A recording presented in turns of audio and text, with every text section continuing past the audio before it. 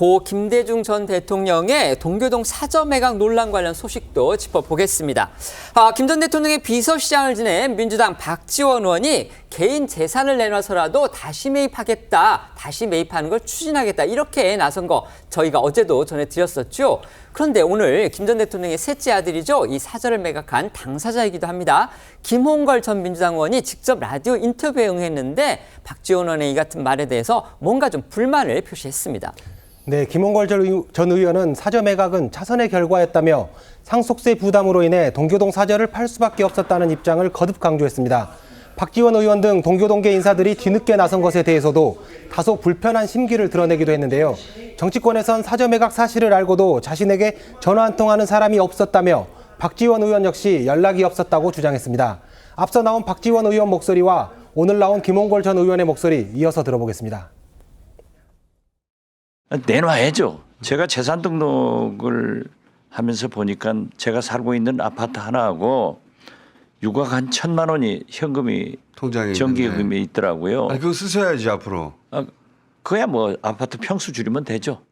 정치권에서 전화가 한 통도 온 적이 없습니다. 네. 박지원 의원님 같은 경우에 뭐 전 재산도 내놓을 수 있다고 하셨는데 뭐 어머니 돌아가신 후로 동교동 일과 관련해서는 저한테 전화를 주신 적이 없고요. 지난 봄에 어떤 분이 저를 찾아와서 동교동 집에 대해서 좀 얘기를 한 후에 박지원 의원님께 연락을 해서 내가 동교동 집 사고 싶은데 날 좀 도와달라고 부탁을 했었대요. 그러니까 이미 지난 봄에 아시고 계셨지만 저한테는 지금까지도 아무 말씀이 없으세요. 저는 좀 어리둥절할 뿐입니다. 김홍걸 전 의원은요, DJ 사저 매각으로 이 자신이 비난받는 건 괜찮은데 그 집을 산 사람, 그러니까 매입자가 비난받는 건 두고 볼 수 없어서 라디오 인터뷰에 응했다. 이렇게 또 말했습니다. 이런 가운데서 이 매입자의 생각도 알려졌습니다. 그러니까 사저를 되팔 생각이 없다. 이렇게 전해졌습니다. 네, 김홍걸 전 의원은 사저의 매입자이자 커피업체 대표로 알려진 A씨가 단순히 부동산 거래 상대가 아니라 독지가이자 후원자인 셈이라며 사저를 그대로 보존해 주겠다고 했다고 이렇게 주장했습니다. A씨 역시 채널A와의 인터뷰에서 사저를 되팔지 않을 것이라는 뜻을 재차 밝혔는데요. 이미 소유권 이전에 따른 세금 납부와 명의 이전 또한 완료된 상태인 것으로 알려졌습니다. 또 A씨는 DJ 사저가 카페로 탈바꿈될 것이란 일각의 추측도 극구 부인하면서 최대한 상업적 목적을 배제하고 전시관 형태로 리모델링하는 작업을 진행 중이라고 밝혔다고 합니다. 민주당에서는 국비 또는 서울시비, 그러니까 국민 세금을 이용해서 DJ 사저를 다시 매입해야 한다. 이런 주장까지 나왔던 거 어제 저희도 전해드렸는데요. 그런데 이런 방안 역시도요. 이미 4년 전에 서울시가 사실상 불가능하다. 이런 입장 냈던 것으로 알려졌습니다.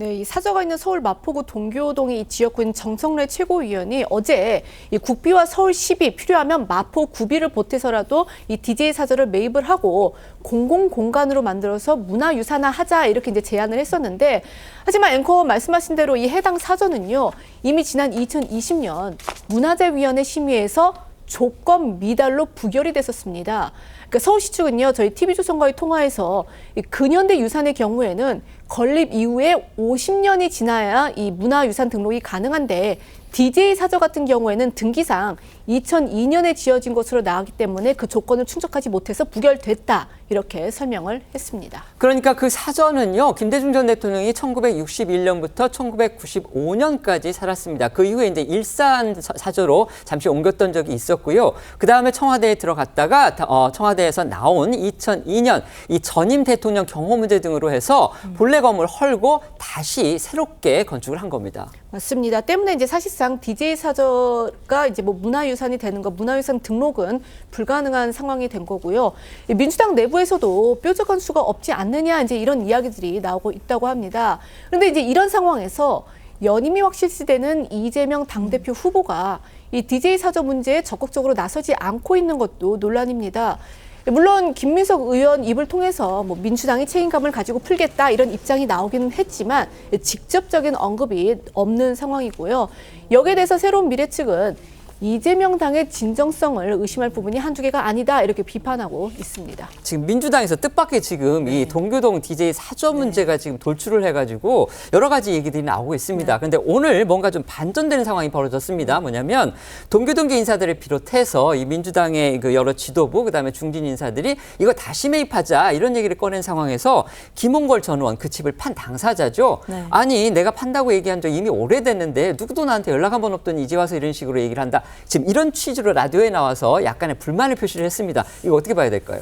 참 안타까운 장면입니다. 특히 이제 DJ 동교동 사저 같은 경우에는 뭐 개인의 소유물 이런 의미를 넘는 역사적인 그런 의미가 있는 장소죠. 그렇기 때문에 상속세가 부담돼서 일단 매도를 했다라는 이야기도 사실 국민들 입장에서는 뭐 이해는 갈 수 있겠지만 안타까운 측면들이 분명히 있었거든요. 그것과 관련해서 김홍걸 의원은 다른 또 부동산이 있습니다. 근데 그렇죠. 이제 그것과 관련해서도 거기에 뭐 담보도 있고 뭐 또 안 팔리고 이런 이유를 대고 있지만 어쨌든 지금 동교동계에서는 그런 부분도 지적을 하고 있는 듯합니다. 네. 그렇죠. 일단 뭐 김홍건 전 의원의 개인적인 어떤 재산 상황에 대해서 뭐 비판하거나 판단하기는 어렵겠지만 적어도 상속세 부담 때문에 그 개인의 어떤 소유의 의미를 뛰어넘는 그런 역사적인 장소를 매도했다라는 것 자체는 당연히 당원들도 그리고 민주당 모든 인사들도 안타까울 수밖에 없는 상황인데요. 물론 그 과정에서 누구도 뭐 도와주거나 관심을 표명한 적이 없었다라는 취지의 지금 불만까지 나오는 상황이기 때문에 그 상황들을 조금 더 좀 확인해 볼 필요는 있어 보입니다.